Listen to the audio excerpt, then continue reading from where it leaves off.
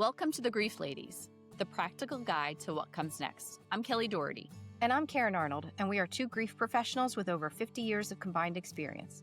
We're here to validate, educate, and give you tangible tools you can actually use. Each episode motivates you to take action and reminds you it's okay to want to feel better. This is the Grief Ladies, a guide to what comes next. Hi, and welcome back to our Grief Podcast. I'm Kelly Daugherty, and I am joined with my co-host, Karyn Arnold, and we are excited for episode number 3. Today's topic is going to be an R of our grief framework, rebuilding.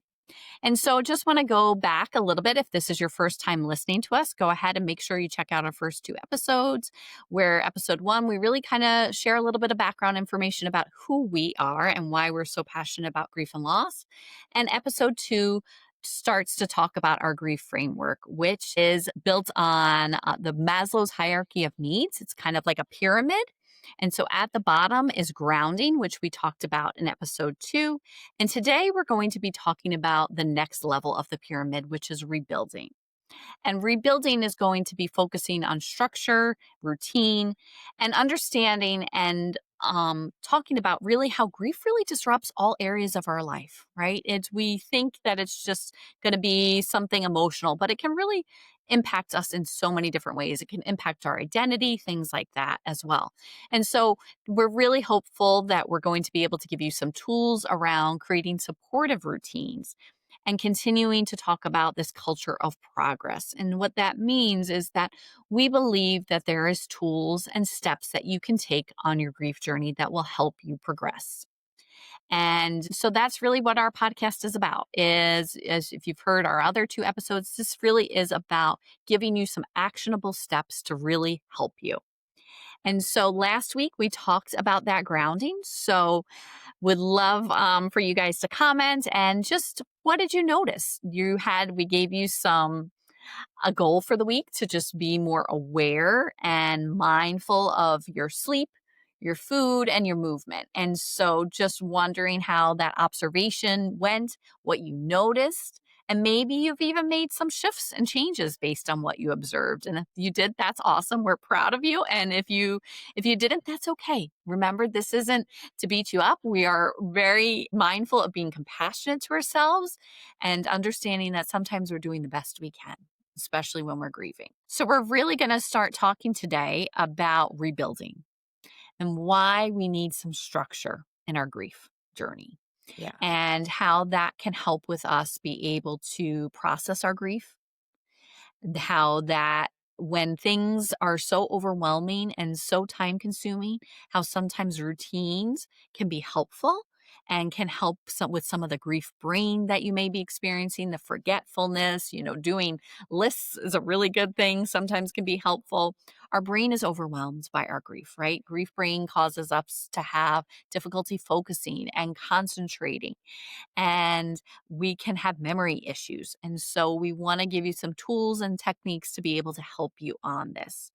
We also want to talk about how sometimes just small little things can build confidence and momentum. And so starting small is key.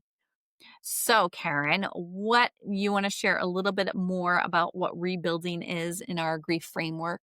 Yeah, absolutely. I mean, as I said, it's interesting. I think for people who are grieving, this focus so much is on the sadness, on the emotional aspect of it, on the person that they've lost and what life looks like here without them.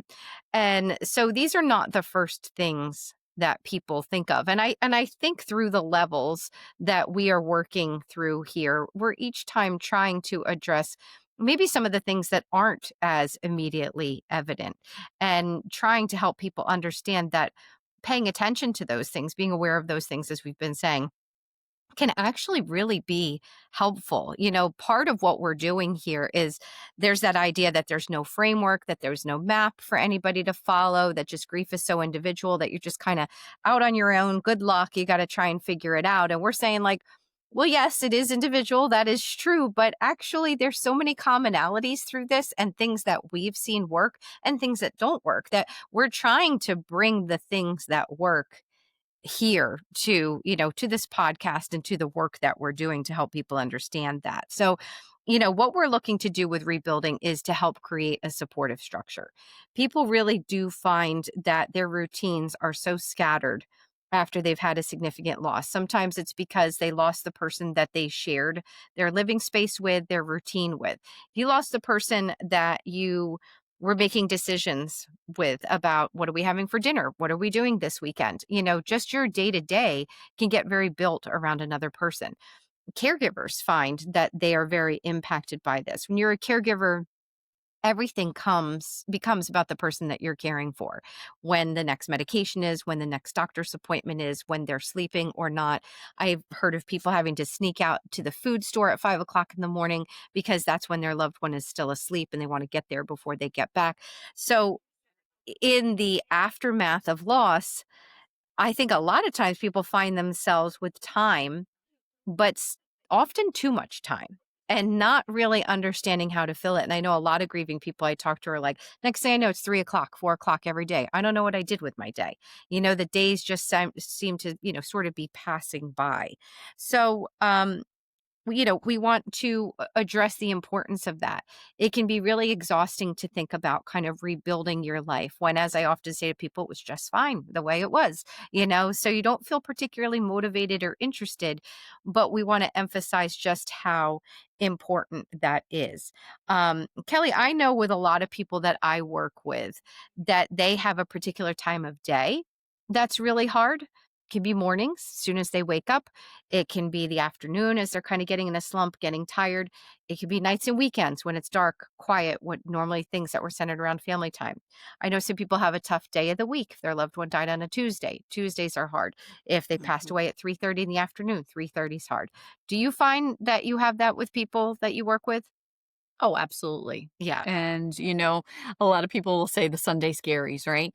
Knowing that what the week is coming up with, or even a lot of people dread, when Friday work is over because they have that weekend by themselves and they don't have that person. And, I think a lot of my clients seem to struggle the most at night. I think it's just when we start to settle down and we maybe actually have avoided our grief all day because we've been busy, and then night comes and we have that space and that time to just calm down, and boom, it hits you, right? And so, and even for me, like my normal routine with my dad was as soon as I got into the car after work, I called my dad.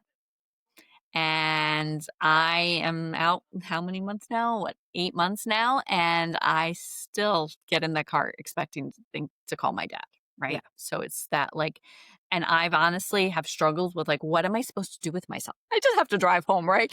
But I'm so used to that. That was my time when I called my dad, that, like, it doesn't feel normal to me right Yeah. now. Yeah. Yeah, and so that's the thing. We're not just talking about like putting a schedule together. We're also talking about addressing your tough grief times and how to get through those. I had a woman that was really struggling in the afternoon. She just found it to be so consistently hard. She and her husband, that was like their errand time, and they would kind of go out, maybe get lunch, go to the bank, things like that. And she just found afternoons were always hard. Now she's a little bit more limited with her mobility, not able to get out as much or even do some of those things, but she started doing puzzles in the afternoon, because that was something else that they like to do. She had gotten away from it for a little while, but she kind of put puzzles into that time and it was a very focused activity. So, we're not talking about like strict schedules or, having to be punching a clock anywhere, but, using the awareness of these tough times to kind of center your day around them or to structure them. I think the thing is too that our lives often revolve around other people, even though I think we all kind of feel independent. We do have all these little connections, like just a ride in the car where we would call somebody or we would be texting to check in or we would normally hear from them. So, what we're wanting to do, I think, in doing this is to help make things a little bit more predictable. That's absolutely one place that it can help. And I think when things are feeling, chaotic, there's an anchor that comes with me deciding how I want to spend my day and what my routine is going to be. I always try to suggest to people to have some sort of like task and reward. I do know that most of us feel guilty for resting, watching TV, putting our feet up, but it's amazing how if we create it like a reward system and do it after that really tough phone call that we didn't feel like doing or that errand that we don't want to do, we want to start to also feel deserving of those things because we are. And sometimes that can be like a sneaky way to do it. So I also find that people are not doing the go, go, go like they were before. They're slowing down. They don't feel like they have the energy to do as much. So they're also trying to cope with that as well. So, thoughts on any of that, Kelly? Yeah, so it reminded me of something that you shared with me pretty shortly after my dad died. And you said, you know, it's about setting that intention and understanding that, okay, I'm going to sit right now and I'm going to watch Netflix for 3 hours because I just need to some downtime and I need to, relax. And knowing that I set that intention would help me not feel so guilty for doing that. Yeah. And so I was very appreciative of that, Karen. Well, that's good. I mean, yeah, and it's funny how it just makes all the difference. You know, Uh-huh. I mean, I think sometimes we just do things and we're not thinking about it, but it's amazing how much a person needs permission just to relax and take care of themselves, even in the midst of grief. Maybe especially in the midst of grief, because we know that people don't feel as good about themselves. They're feeling really disconnected from those parts of themselves that they recognize. And so, as much as we can say, like, oh, you need to relax, you need to do self care, like, self care doesn't always feel that good to people unless they're framing it, perhaps in a certain way. So, I think we'll definitely be promoting that, as we are moving through the different levels of all of this. I guess the final thing to say about it, Kelly, is that I think sometimes one of the hesitations about building a new routine for some is the fear that it feels like they're moving on.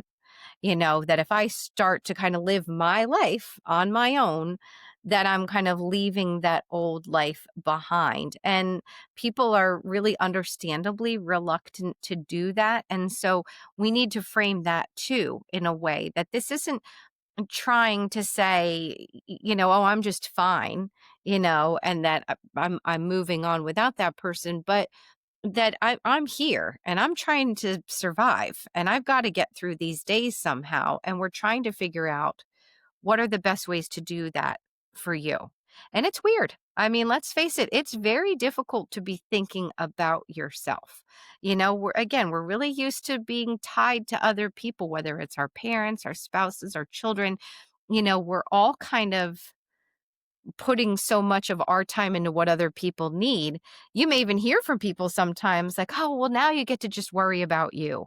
Now you get to just do what you want. And I think that big, open, Mhm. empty space for people that they feel like they have to fill is completely overwhelming. So, we're also going to talk about, as you were starting to say, small steps. How do we do that in little ways? And also, I think there's a bit of guilt sometimes, a lot of times, Mm, especially when you were a caregiver and then you do have more free time now. You feel guilty for that. And I think yeah. that's a very normal response because you almost feel a bit of relief, right? Like, oh, I don't have to do all of those things that I was doing before. And then you feel guilty for that relief. So it's like a vicious cycle. And we're definitely going to be talking about guilt down the road. Oh, yeah. Um, but, just understanding that, like, if you're taking a breath and be like, oh, I'm glad I don't have to do that anymore. That's okay.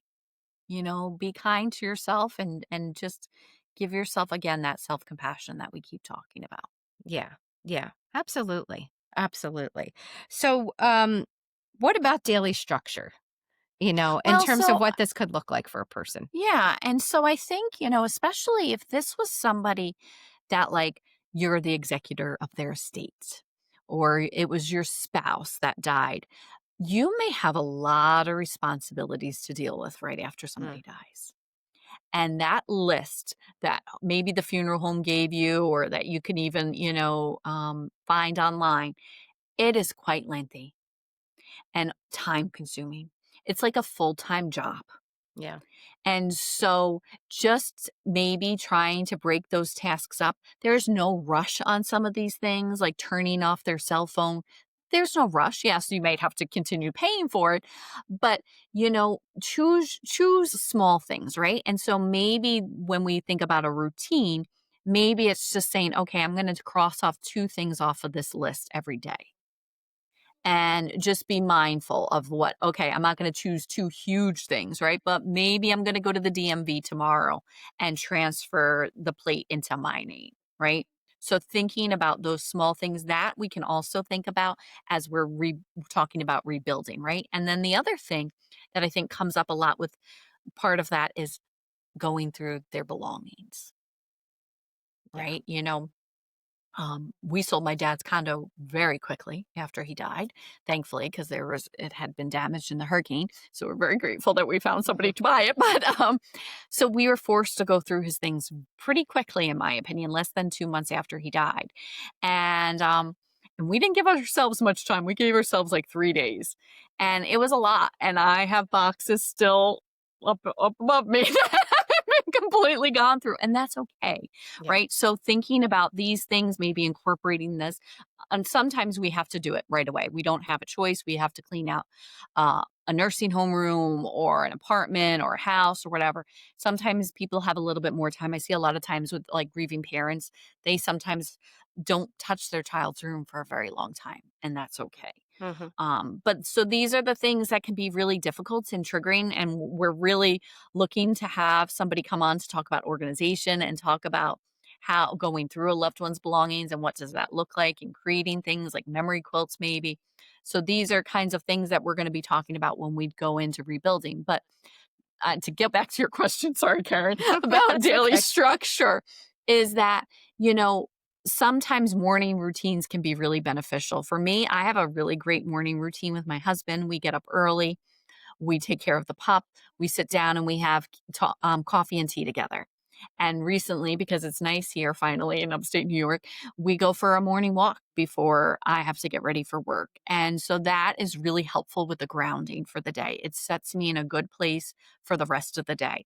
And so finding maybe it's sitting on your deck with your cup of tea in the morning and just spending 10 minutes, or maybe it's spending some time meditating, and then so just thinking about what could this daily structure look for like for you that would be helpful. Meal times, maybe planning your meals for the week, doing some meal prep. Maybe thinking about what is winding down routines for better sleep, and also having those boundaries, creating boundaries for yourself with other people and also responsibilities. You may know calling your best friend at night might not be the best thing. It might get you going. So you might want to say, okay, I'm going to do that earlier in the day. So this is what we're talking about. It's not say, okay, you have to have this strict routine and strict schedule, but just be aware and notice like, okay, I don't feel great when I talk to her right before bed. I get in my head, I'm going to talk to her maybe midday. Yeah. And then I also think it's really important to create space and time to actively lean into your grief. Yeah. My clients all, I think, get so annoyed when I talk about leaning into your grief. And what does that actually mean? It means sitting with your grief, feeling your grief. Maybe it's journaling, maybe it's writing a letter to your loved one, maybe it's talking out loud, maybe it's doing one of these tasks that you have to do. We need to make time for our grief. We need to make time for feeling it. It is important. It is part of these actionable steps that we need to take. But we also need to make sure that we're creating some balance in our life, right? You don't want to spend 24/7 in your grief, right? We oscillate between loss and restoration, right? In this my favorite model, the dual process model. We oscillate, right? We have to go back and forth. We can't be in our grief 24/7. So finding balance with friends and family members and household tasks, and just, creating also some meaningful activities for yourself, things that fill up your cup, and some hobbies. So just kind of start thinking about that. What would that look like? I have a woman that I work with, and she's a very busy job during the week. Her daughter died. And so she does pretty well during the week because she stays pretty active. The weekends come and she falls completely apart. And so we've been talking a lot about a little bit of structure on the weekends. Mm. What does that look like? How can she create some family time so she's just not in the bed for 48 hours straight? Yeah. Yeah. Yeah, and it sounds, I think, strange anytime I introduce it to a person for the first time, like, to schedule your grief into your day, Mhm. because in the beginning, let's face it, you really don't need to do that. It's just coming at you all the time from all angles. So there's really, what that early grief looks like doesn't require it. But it's through time that I think we have to start figuring out, and often it's what is that tough time of day? And maybe that's the point where, as you said, you take a walk, you write, you talk to them, whatever it may be. I have a man that I work with who you do not think would be open to this suggestion. Just based on other parts of his personality. And I have to tell you, he said to me, he's like, when you first suggested this to me, I thought you were nuts. Like, this doesn't even make sense. I don't even understand what you're talking about.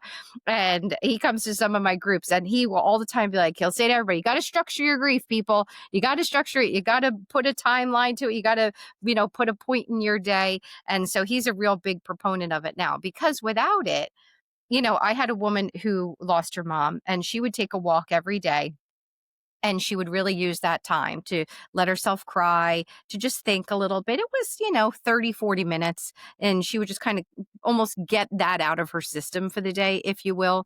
And then something happened. I think she was not feeling well, or there was just a reason why she couldn't walk for like a week or two.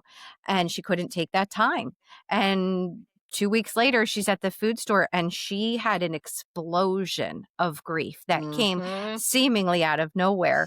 And when we pieced it together, she was like, I wasn't doing my grief time. I wasn't making the Mhm. time for it. Exactly. Yeah, right. And so it'll find you. I always say grief is very patient. So, I say it's like we put it behind a wall, behind a wall, behind a wall, and eventually it's gonna start oozing out like slime, right? yeah, Like, we can't keep it back there forever. We do need to. And I literally had the same conversation with a client yesterday. She was doing great with a routine and a schedule for her, and she got busy with summer and family, and she's like, "I'm just not doing well." And she's like, "But I know why. yeah. Because I haven't been doing what I need to be doing." Yeah. Yeah. And sometimes, I mean, it doesn't have to be, a lot of people don't, grief is a grieving, taking the time to grieve is a luxury. Now that Mhm. everybody has. So we absolutely do want to recognize that. There are some people who are looking to fill their space. And then there could be people listening to us. They're like, are you crazy? Like, I have so much stuff to do. I have children to raise. I have a surviving parent to care for. I've got, a full time job. I mean, so we do get that there's also the other side of the coin where you're just trying to figure out where you could be fitting all this in. So even in those cases, do you have a little something on your bedside? They have those like 365 days of meditation or prayer or whatever it may be. Mhm. And you just open it up and it's a tiny little 1 page, 2, 3 paragraphs max that just kind of center you, ground you, reset you. That can be your time where you're just pausing. Sometimes we're really not Exactly. talking. I mean, that 30, 40 minutes could be too much to ask of certain Yeah. people. So we want to be realistic. We're always based in realism here, and understanding that everybody's schedules are, really very, very different. So, um, Kelly, anything else that we need to add about any of this that you can think of? No, but I know we're continuing with having goals for each week. And so I'm curious, what would you recommend, Karen, for our goal for this week? Well, I think we're going to kind of continue with this same theme because it's just such a good place to start. And we had talked about that idea of observation. We are all, I think, especially in grief, kind of walking around on autopilot. We're not really thinking or really noticing as much. We're just doing, we're reacting, we're feeling. So it is kind of that important step to just be mindful of what your current routine looks like. As we'll say before, without judgment, without even necessarily having to change it, not needing to be critical or label it, but asking yourself, like, what does my morning look like? Or is there any consistency that I have in my day to day routine? What time am I typically doing things? Getting up, eating, doing something in the afternoon, like running errands. Is there anything that feels unpredictable in my day? We do want to be definitely aware of what those grief times are. Are there any small routines that are feeling supportive? Like things that I'm like, yes, I like that I do this. Like you said, I like getting up and taking my dog out. Like that's something that I want to continue to do. We may find also that there are old routines that you miss that you're avoiding that are very evident that they're no longer there. I know after my stepdad died, I would go over to my mom's house and there was just dishes in the sink with a full dishwasher. And I would, everything okay. And well, emptying the dishwasher was my stepdad's routine. That's what he did. He was super tall, put everything up way too high, but still, that's what he did. And she couldn't bring herself to empty the dishwasher. So even things that were his routine, she was struggling to do because he was supposed to be there doing it. So just any of those kinds of things. And, again, not having to make changes, but just to have that awareness, because that being our first step, our next step is going to be now what needs some of our attention? What needs a little care? What could be made better with some of those small adjustments that we've talked about? Yeah. Yeah, definitely. So just that awareness again, Yep. and as we go through our podcast and we get to the next rounds of the GRIEF, we're going to hopefully give you more specific goals, but this round is really just about awareness and Hmm. just noticing. So without judgments. Yep. Absolutely. So stay tuned for next week's episode. We will be going up our pyramid up to the I, which is interacting, and we're going to start talking about communication and relationships. Oh, big topic, especially when it comes to grief. So Yep. we'll really be talking about how to navigate relationships and communication, and maybe how grief has changed you and changed those relationships. Maybe there's those difficult family dynamics now. And again, be checking in, see how you did with your goal for the week and that awareness. And we'd love to hear from you. If there's something you want to share with us, or there's a topic that you'd like for us to go over with a future expert guest, please feel free to reach out. We're here. Karyn and I both would love to hear from you, and we're here to support you on your grief journey. So Absolutely. just continue to just be aware and notice, and make sure you subscribe and share our podcast with others who may find it helpful. And we look forward to seeing you back next week. Thanks for joining us on The Grief Ladies. Don't wait to feel better to get started. Getting started is what makes you feel better. Put this week's tool to work. If today's episode helped, share it with someone who needs it and leave us a review. We'd love to hear from you. And remember, we're here for you, your trusted grief ladies, navigating this path together.